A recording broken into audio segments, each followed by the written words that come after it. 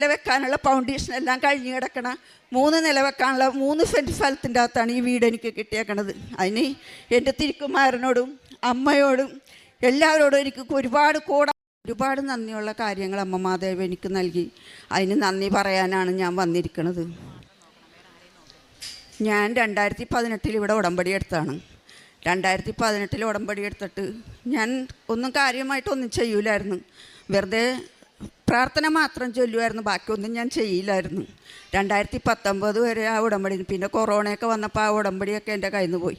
എങ്കിലും ഞാനിവിടെ എല്ലാ ഞായറാഴ്ചയും വന്ന് കുർബാന ഇത് കൂടുമായിരുന്നു. അന്ന് ഇവിടെ ദമ്പതി ദേവനുണ്ടായിരുന്നു, ഒക്കെ കൂടുമായിരുന്നു. ഞാനൊരു വീടിന് വേണ്ടിയിട്ടാണ് കൂടുതലും വന്നിട്ടുള്ളത്. 2012 എൻ്റെ വീടൊക്കെ എനിക്ക് പോയി. ഞാൻ പിന്നെ ഒരു വീടിന് വേണ്ടി ഞാൻ അപേക്ഷിച്ച് 2019 2018 ഞാൻ തൈക്കാട്ടുശ്ശേരി പോയി ജോസഫച്ചനെ കാണുമായിരുന്നു, വീടിൻ്റെ കാര്യം പറയുമായിരുന്നു. പക്ഷേ അച്ഛൻ എന്നോട് 3 പ്രാവശ്യം എനിക്ക് വേണ്ടി മെസ്സേജ് എടുത്ത്. അപ്പോഴെല്ലാം അച്ഛൻ പറഞ്ഞത്, നിനക്ക് വീട് കിട്ടൂല, നീ വീടിനെ ആഗ്രഹിക്കുകയും വേണ്ട, എന്നെങ്കിലും നിനക്ക് അമ്മ മാതാവ് ഒരു വീട് തരുവാണെങ്കിൽ അത് തരും, അല്ലാണ്ട് നീ വീട് മേടിക്കണ്ട. പിന്നെ എന്നോടൊരു കാര്യം ചോദിച്ചാൽ, അച്ഛൻ നിനക്ക് വീട് മേടിക്കാൻ കാശുണ്ട? ഞാൻ പറഞ്ഞു, കാശില്ല, എൻ്റെ കയ്യിൽ ആകെ 2.5 ലക്ഷം രൂപയും 2 പവൻ്റെ പൊന്നുള്ളു. പിന്നെ ആ വീടിൻ്റെ പട്ടയം പണയം വെച്ച് വീട് മേടിക്കാനാണ് ഞാൻ ആഗ്രഹിക്കണം. അതൊന്നും വേണ്ട, നീ അമ്മ മാതാവ് തരുമ്പോൾ മേടിച്ചാൽ മതി, ഞാൻ പറയണ പോലെയൊക്കെ നീ കടം മേടിച്ച് നാശത്തിലേക്ക് പോവുള്ളൂ എന്ന് അച്ഛൻ പറഞ്ഞു. അതിന് ശേഷം ഞാൻ ആ വീടിനെ പറ്റി ഞാൻ മറന്നു. ഞാൻ താമസിക്കണ പോലെ തന്നെ പണയത്തിന് താമസിക്കാൻ തുടങ്ങി. അങ്ങനെ നിൽക്കുമ്പോൾ ഈ 2023 ഞാൻ പുതിയൊരു ഉടമ്പടി എടുത്ത് ഞാൻ പുതിയതായിട്ട് എല്ലാ കാര്യവും സത്യസന്ധതയോടുകൂടി ഞാൻ ചെയ്യാൻ തുടങ്ങി. അങ്ങനെ ചെയ്തു വന്നപ്പോൾ ഞങ്ങളുടെ വീടിൻ്റെ അടുത്ത് ഒരു വീട് വിൽപ്പനക്ക് വന്നു.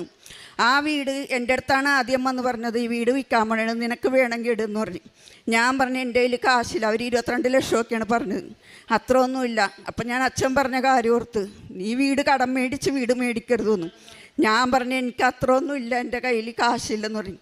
അവസാനം അവർക്ക് പൈസക്ക് ആവശ്യമായിരുന്നു. അവർ ഒരുപാട് പേര് വന്ന് കണ്ട് ആ വീട് ആരും എടുക്കണില്ലായിരുന്നു. അവസാനം എന്നെ വിളിച്ചിട്ട് അവർ ചോദിച്ച്, നീ ഈ വീട് എത്ര രൂപയ്ക്ക് എടുക്കുമെന്ന് പറഞ്ഞു. അപ്പോൾ എൻ്റെ മനസ്സിൽ എന്നോട് അമ്മ മാതാവ് പറയണ പോലെ നീ 12 പറയുന്നു. ഞാൻ അങ്ങനെ അവരോട് 12 ലക്ഷം പറഞ്ഞു. 12 ലക്ഷം പറഞ്ഞപ്പോൾ അവർ പറഞ്ഞ്, അതും വളരെ കുറവല്ലേ, അങ്ങനെ എന്തിനാണ് പറയണത്, നീ ഇച്ചിരി കൂടി കൂട്ടിത്തരാം. ഞാൻ പറഞ്ഞു, എൻ്റെ കയ്യിൽ ഇല്ലാഞ്ഞിട്ടാൻ. അവരെൻ്റെ മോളെ വിളിച്ച് പറഞ്ഞ്, മോളോട് പറഞ്ഞ് അമ്മനോട് 13 ലക്ഷത്തിന് അത് എടുത്തോളാൻ പറയാമെന്ന് പറഞ്ഞു. അങ്ങനെ മോളെ എന്നെ വിളിച്ച് പറഞ്ഞ്, ആ വീട് എടുക്ക്, 13 ലക്ഷമല്ലേ എടുക്കുമെന്ന് പറഞ്ഞു. അങ്ങനെ ആ വീട് എനിക്ക് കിട്ടി.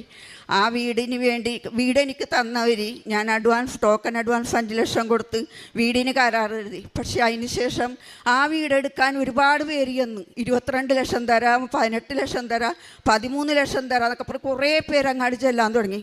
അപ്പോഴേക്കും എനിക്ക് പേടിയായി. ഞാൻ ആ വീട്ടിൽ ചെന്ന് അവിടെ ഉപ്പിട്ട് നേർച്ച വസ്തുക്കളൊക്കെ അവിടെ കൊണ്ട് ഇട്ട് ഞാൻ പ്രാർത്ഥിച്ച്, മാതാവേ, ഞാൻ ആഗ്രഹിച്ചതല്ല, നീയാണ് എന്നെ ആഗ്രഹിപ്പിച്ചത് ഈ വീട് നിനക്കുള്ളതെന്ന് പറഞ്ഞു.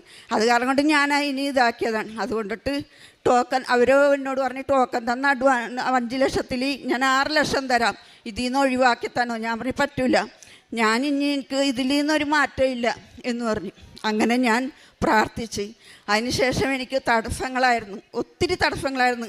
ഈ വീടിൻ്റെ പേപ്പറുകളൊക്കെ ശരിയാക്കാൻ വേണ്ടി ഞാൻ നടന്നിട്ട് എവിടെ ചെന്നാലും തടസ്സം. ഞാനങ്ങനെ ഡെയിലി കണ്ണീരിട്ട് പ്രാർത്ഥിക്കുമായിരുന്നു, എപ്പോഴും ഞാൻ പ്രാർത്ഥിക്കുമായിരുന്നു. അങ്ങനെ ഒരു ദിവസം ഞാൻ ഈ കഴിഞ്ഞ മുമ്പത്തെ ആഴ്ചയിൽ ഞാൻ ജോസഫച്ചനെ സ്വപ്നം കണ്ടു. ഒരു 5 മണിക്ക് ഞാൻ 3 മണിക്ക് എണീറ്റിരുന്ന് കരഞ്ഞ് പ്രാർത്ഥിച്ച്, ദൈവമേ, എൻ്റെ ഈ തടസ്സങ്ങൾ മാറ്റിത്തന്നെ മാതാവേ, നീ തന്നെ വീടല്ലേ, പിന്നെ എന്തിനാ അതിന് തടസ്സപ്പെടുത്തണമെന്ന്. അങ്ങനെ ഞാൻ ജോസഫച്ചൻ നിറഞ്ഞ ചിരിയോടുകൂടി, ആ ചിരി ഞാൻ ഒരിക്കലും കണ്ടിട്ടില്ല ഇവിടെ ഞാൻ ജോസഫച്ചൻ്റെ മുഖത്ത്. ആ ചിരിയോടുകൂടി എൻ്റെ അടുത്ത് വന്നപ്പോൾ ഞാൻ ഓടിച്ചെന്ന് അച്ഛൻ്റെ കൈ കയറി പിടിച്ചിട്ടും പറഞ്ഞു, അച്ഛാ, എൻ്റെ വീടിന് ഒരുപാട് തടസ്സം. അച്ഛൻ പറഞ്ഞില്ലേ അമ്മ മാതാവ് ഒരു വീട് തരുമെന്ന്, ആ വീട് എനിക്കിന്ന് മാതാവ് തന്ന്. ഞാൻ 13 ലക്ഷത്തിന് അവരെനിക്കൊരു വീട് തന്നച്ചാ, പക്ഷേ ആ വീടിന് വളരെ തടസ്സങ്ങളാണ് എന്ന് പറഞ്ഞു. അച്ഛൻ പറഞ്ഞു, നീ വിഷമിക്കണ്ട, ഇന്ന് നിൻ്റെ സങ്കടങ്ങളെല്ലാം മാറും എന്ന് പറഞ്ഞ് അച്ഛൻ എൻ്റെ അടുത്തുനിന്ന് പോയി, എന്നെ തലക്കെട്ട് കൊട്ടിയിട്ടും പോയി.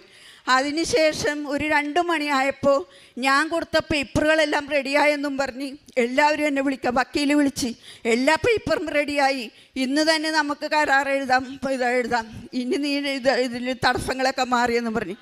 എനിക്ക് എങ്ങനെ നന്ദി പറയണം, എങ്ങനെ ഇതാക്കണമെന്നൊന്നും എനിക്കറിയാൻ പാടില്ല. അത്രയ്ക്ക് പരിശുദ്ധ അമ്മ എനിക്ക് മനസ്സിലായി. അത് ജോസഫ് അച്ഛനല്ല വന്നത്, എൻ്റെ ഈശോയാണ് വന്നത്, എന്നോട് പറഞ്ഞതും പോയതും എല്ലാം. അന്ന് തന്നെ എനിക്ക് എല്ലാ കാര്യങ്ങളും എനിക്ക് ശരിയായി. ഇതാണ് എൻ്റെ ഏറ്റവും വലിയ സാക്ഷ്യം.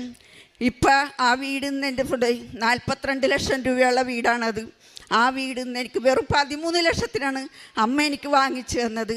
3 ബെഡ്റൂമും ആളും. പിന്നെ ഞാനൊരു കാര്യം പ്രാർത്ഥിച്ചായിരുന്നു.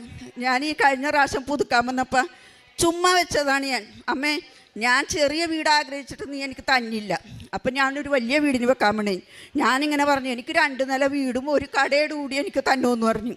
അമ്മനോട് അങ്ങനെ ഞാൻ നിയോഗം എഴുതി പ്രാർത്ഥിച്ചിട്ട് ഞാൻ പോയി.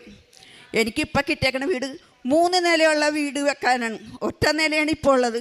2 നില വെക്കാനുള്ള ഫൗണ്ടേഷൻ എല്ലാം കഴിഞ്ഞ് കിടക്കണ 3 നില വെക്കാനുള്ള 3 സെൻറ്റ് സ്ഥലത്തിൻ്റെ അകത്താണ് ഈ വീട് എനിക്ക് കിട്ടിയേക്കണത്. അതിന് എൻ്റെ തിരുക്കുമാരനോടും അമ്മയോടും എല്ലാവരോടും എനിക്ക് ഒരുപാട് കോടാനുകോടി നന്ദി പറയുന്നു. പിന്നെ എനിക്ക് വേറൊരു അത്ഭുതം ഉണ്ടായിരുന്നു. എൻ്റെ ഉപ്പൂറ്റിമേൽ ദശ വളർന്ന്, എല്ലിൻ്റെ ഇടയിൽ കൂടി, ദശയുടെ ഇടയിൽ കൂടി എല്ല് വളർന്നു. അതെനിക്ക് ഭയങ്കര വേദനയായിരുന്നു. 1 കൊല്ലം വരെ ഞാൻ സഹിച്ചത്. അവസാനം ഞാൻ ഇവിടെ വന്ന് ഇരുന്ന് ഞാൻ പ്രാർത്ഥിച്ച് കരയുമായിരുന്നു. പിന്നെ കുറേ നാളായിട്ട് എനിക്ക് ആ വേദന വന്നില്ലായിരുന്നു. അപ്പം ഞാൻ ചെരുപ്പെല്ലാം മാറി.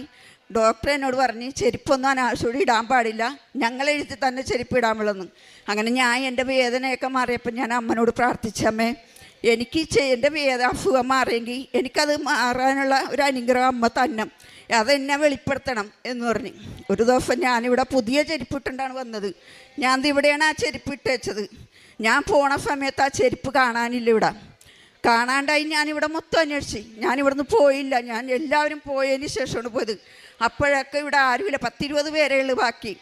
അങ്ങനെ ഞാൻ പറഞ്ഞു അപ്പോൾ ഒരു അമ്മ അവിടെ ഇരുന്നിട്ടും ചോദിച്ച് എന്താ അന്വേഷിക്കണമെന്ന് വെച്ചപ്പോൾ ഞാൻ പറഞ്ഞു എൻ്റെ ചെരുപ്പ് പോയി, എൻ്റെ ചെരുപ്പ് കാണാനില്ല എന്ന് പറഞ്ഞു. അപ്പോൾ ഞാൻ ആരെങ്കിലും മാറിയിട്ടുണ്ടിരിക്കണം. ഞാൻ പറഞ്ഞു എൻ്റെ ചെരുപ്പ് കിടക്കുന്ന സ്ഥാനത്ത് വേറൊരു നല്ലൊരു പുത്തൻ ചെരുപ്പ് കിടക്കണം. അങ്ങനെ അവർ പറഞ്ഞ് ഇത് ഇട്ടുകൊണ്ട് പോയിക്കോ, എല്ലാ ആഴ്ചയിലും ഇവിടെ വന്നതല്ലേ, അവിടെ അടുത്ത ആഴ്ച വരുമ്പോൾ ഇതും കൊണ്ട് വന്നാൽ മതി എന്ന് പറഞ്ഞു. ഞാൻ ആ ചെരുപ്പ് ഇട്ടുകൊണ്ട് പോയി. അതൊരു ഹീൽ ചെരുപ്പ്. ഡോക്ടർ എന്നോട് പറഞ്ഞ ഹീൽ ചെരുപ്പ് ഇടാൻ പാടില്ലെന്നാണ്. ആ ഹീൽ ചെരുപ്പ് ഇട്ടുകൊണ്ട് ഞാൻ പോയി. ആ ചെരുപ്പ് ഇട്ടുകൊണ്ട് തന്നെ ഞാൻ ജോലി സ്ഥലത്ത് പോകും, വരും, തിരിച്ചു വരും. എനിക്ക് ഏതൊരു ബുദ്ധിമുട്ടുമില്ല. അങ്ങനെ ഞാനിവിടെ വന്ന കിടന്ന സ്ഥലത്ത് തന്നെ ആ ചെരുപ്പ് അവിടെ ഇട്ടിട്ട് ഇവിടുത്തെ ധ്യാനം കൂടി പ്രാർത്ഥിച്ച കഴിഞ്ഞ് വൈകുന്നേരം ഇതേപോലെ ഞാൻ തിരിച്ചു പോയി. ആ ചെരുപ്പ് ആരും എടുത്തില്ല. വീണ്ടും ഞാൻ ആ ചെരുപ്പ് ഇട്ട്. അങ്ങനെ ആ ചെരുപ്പ് ഞാൻ 1 കൊല്ലം ഉപയോഗിച്ച്. 1 കൊല്ലം ഉപയോഗിച്ച് കഴിഞ്ഞപ്പോൾ എനിക്ക് മനസ്സിലായി എൻ്റെ രോഗം മാറി, എൻ്റെ വേദന മറന്നു. ഞാൻ എല്ലാ ചെരുപ്പും പിന്നെ ഉപയോഗിക്കാൻ തുടങ്ങി. പിന്നെ ഞാനൊരു ഹോം നഴ്സാണ്, രോഗികളെ നോക്കാൻ പോണേ. എനിക്ക് ആസ്പത്രിയിലും അവിടെ ഇവിടെയെങ്കിലും പോകാനുള്ള നേരമൊന്നുമില്ല. കാരണം ഞാനൊരു വീടുകളിലാണ് തളർന്ന് കിടക്കണ രോഗികളെ നോക്കാൻ പോണത്.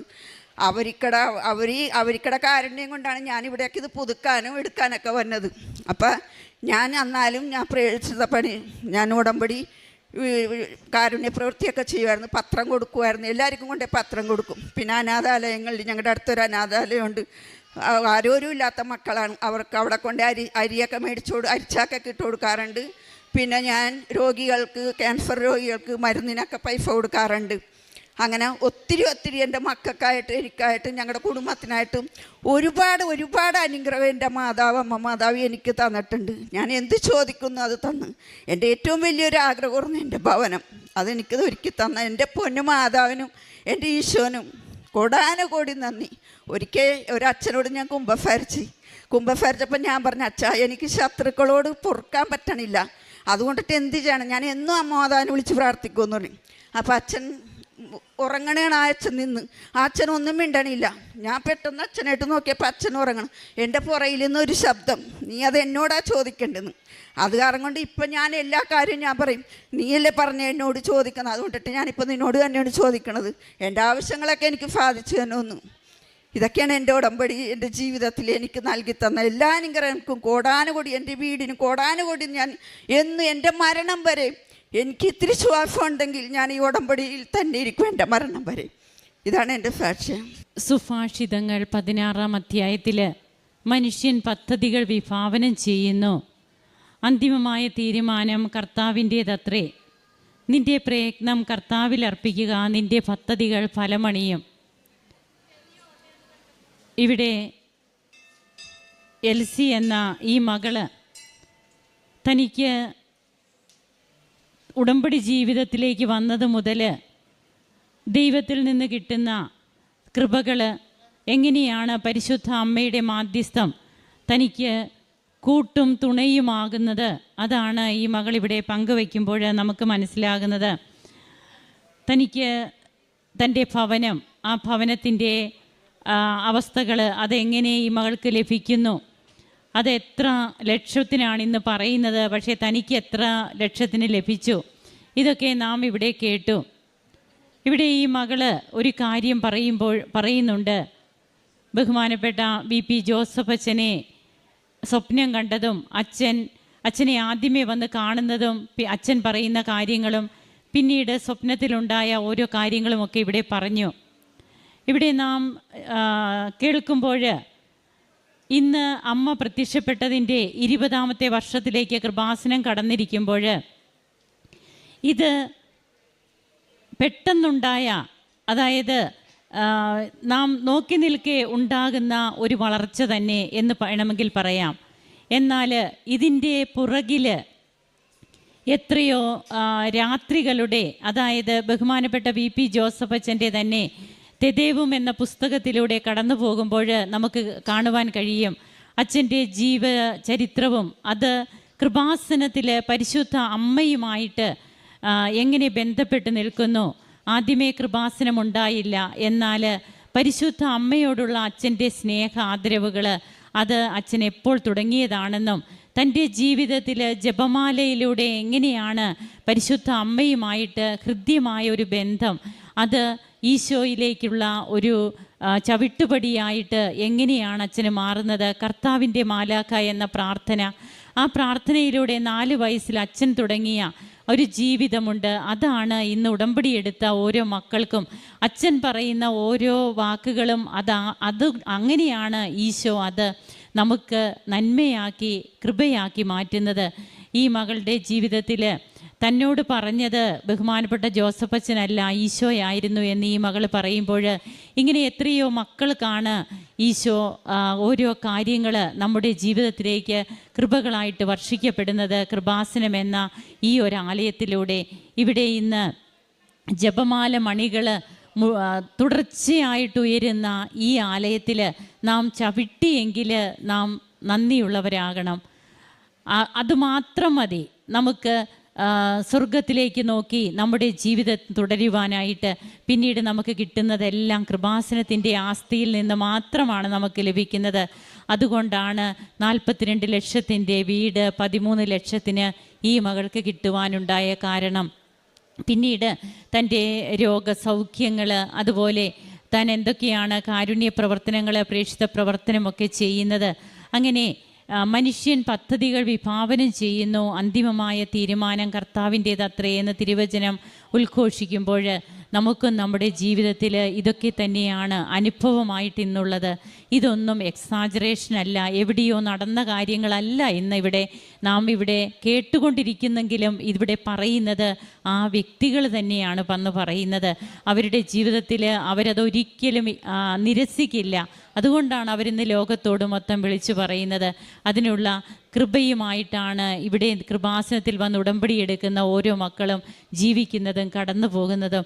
നമുക്ക് കരങ്ങളടിച്ച് ഈശോയ്ക്കും അമ്മയ്ക്കും നന്ദി പറയാം. യേശുവേ നന്ദി, യേശുവേ സ്തുതി, യേശുവേ ആരാധന.